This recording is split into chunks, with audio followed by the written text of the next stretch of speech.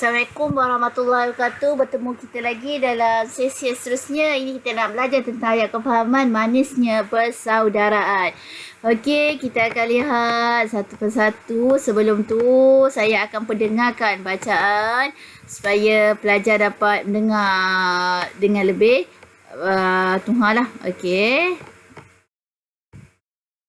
واعتصموا بحبل الله جميعا ولا تفرقوا واذكروا نعمة الله عليكم إذ كنتم أعداء فألف بين قلوبكم فأصبحتم بنعمته إخوانا وكنتم على شفا حفرة من النار فأنقذكم منها كذلك يبين الله لكم آياته لعلكم تهتدون. Sadaqallahul Azim. Demikianlah bacaan tadi. Kita akan lihat satu persatu berkenaan terjemahan dia. Okey, wa'tasimu bihablillahi jami'a. Okey, kita tengok, berpegang teguhlah kamu sekalian dengan tali Allah, yakni agama Islam. Wala tafarraqu, dan janganlah engkamu bercerai-berai. Wazkuru ni'matallahi alaikum, dan kenanglah nikmat Allah kepadamu. Iz'a'daan, dan ketika kamu bermusuh-musuhan semasa jahiliah dulu.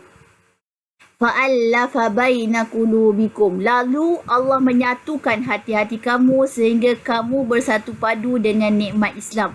Fa'asbahtum bi ni'matihi ihwana, maka dengan nikmat Allah itu kamu menjadi orang Islam bersaudara. Wa kuntum ala syafa hufratim minan nar, dan dahulu kamu berada di tepi jurang neraka disebabkan kekufuran kamu semasa jahiliah. Okey, fa anqadhakum minha, dan Allah menyelamatkan kamu daripada neraka tu. Maksudnya ketika jahiliah dia berpecah belah, buat benda keji, akhirnya Allah selamatkan dengan Islam. Okey. Kadzalika yubayyinullahu lakum ayati, Allah menjelaskan kepada kamu tentang ayat-ayat keterangannya. La'allakum tahtadu, yang mana supaya kamu mendapat petunjuk. Kita lihat pada zaman awal zaman jahiliah, manusia berada dalam keadaan pecah belah, bermusuhan dan sebagainya. Kita lihat apa sebab turun ayat ni. Semasa jahiliah, kaum Aus dan Khazraj, kita tahu di mana Rasulullah telah berjaya menyatukan permusuhan di antara Aus dan Khazraj. Tapi melalui Islam, Rasulullah telah berjaya menyatukan mereka. Pada satu hari, seorang Yahudi telah membangkitkan kembali permusuhan sehingga mereka hampir bermusuhan. Yang mana namun demikian Allah mendamaikan permusuhan tersebut. Maka turunlah ayat 101 dan hingga 103 surah Ali Imran. Okey, apakah yang dimaksud dengan tali Allah? Tali. Apa maksud tali? Kita lihat sama-sama. Tali Allah ini berpegang teguh dengan ajaran Islam. Dari segi konteks apa yang berlandaskan pada Al-Quran dan Sunnah. Okey, kita lihat cara nak mengukuhkan persaudaraan. Kita ada 3 aspek yang penting dari segi hati, lisan dan juga perbuatan. Bagaimana kita nak mengukuh persaudaraan kita? Yang pertama, kita lihat satu persatu. Dari segi hati. Okey. Yang mana kita perlu ada ikhlas. Tiada kepentingan lain kecuali mentaati perintah Allah dan Rasulnya. Contohnya sangka baik. Okey. Seterusnya, kita lihat dari segi lisan. Bagaimana? Kita ucapan salam. Setiap kali kita berjumpa pisah salam. Bertegur sapa, tanya khabar, kita berjumpa. Cuma dalam konteks sekarang kita COVID-19, kita tak boleh nak berjabat tangan, sentuhan sebagainya. Kita gunakan kaedah meletakkan tangan di dada kan. Okey, tanya khabar.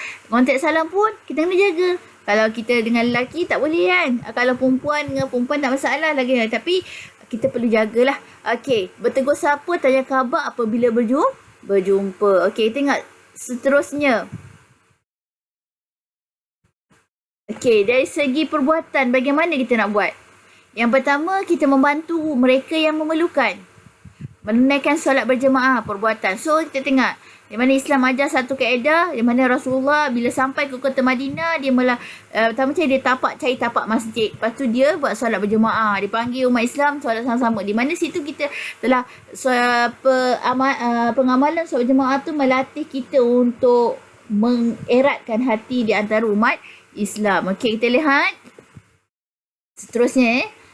Kita lihat lagi hikmah persaudaraan dalam Islam. Apa hikmah dia? Kita lihat satu persatu. Yang pertama dari segi yang pertama individu. Dari segi aspek individu dapat memupukkan rasa persaudaraan dan kasih sayang kepada anggota keluarga sesama saudara muslim yang lain.